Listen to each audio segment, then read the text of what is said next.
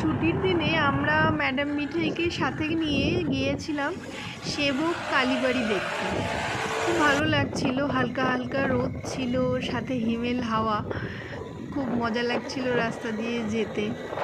আর এত সুন্দর পাশে নদী, আর সাথে বিশেষ আকর্ষণ ছিল ম্যাডামের সেখানে সেই ছোট ছোট বাদরের ছানাগুলো কিংবা বড় বড় বাদরগুলো। খুব ভালো লাগছিল দেখতে সেগুলো।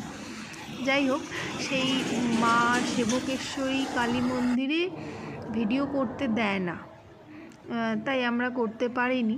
যাই হোক, সেখান থেকে বেরিয়ে আমরা খানিকটা সময় বসে একটু ভাই মোমো এগুলো খেয়েছিলাম। খেয়ে নিয়ে হেঁটে হেঁটেই চলে গিয়েছিলাম সামনেই করোনেশন ব্রিজটা দেখতে।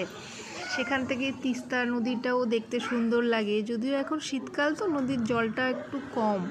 তাছাড়া সামনে জলবিদ্যুৎ প্রকল্পও তৈরি হয়েছে। খুব ভালো লাগছিল।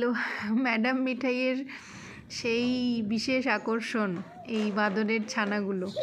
কোথাও তাদের গা চুলকোতে দেখছে, কোথাও কিছু কুড়িয়ে খেতে দেখছে, কোথাও গাছের ডালে ঝুলছে তারা, কোথাও নিচে পড়ে যাচ্ছে দুজন ঝগড়া মারামারি করে। খুব ভালো লাগছিল, মজা লাগছিল দেখে। ও বেশ উপভোগ করছিল জিনিসগুলো। তারপর আমরা সেখানেই 1-2 ঘন্টা মতো কাটিয়ে সেদিন ফিরে এসে গেছিলাম আবার। বেশ ভালো কেটেছিল সেই দিনটা আমাদের ম্যাডাম মিঠাইকে সাথে নিয়ে। যাই হোক।